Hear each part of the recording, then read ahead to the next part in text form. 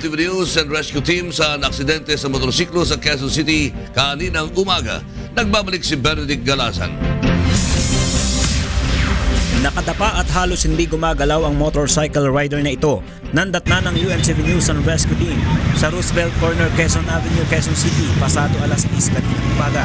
Ayon sa mga nakakita, bumangga sa isang jeepney ang rider na kinilalang si Jefferson Gutierrez, 24 anyos, subalit hindi huminto ang jeep. Nagtamo ng mga sugat sa balikat, kamay, tuhod at noo ang biktima na kaagad nilipatan ng paunang lunas ng News and Rescue Team.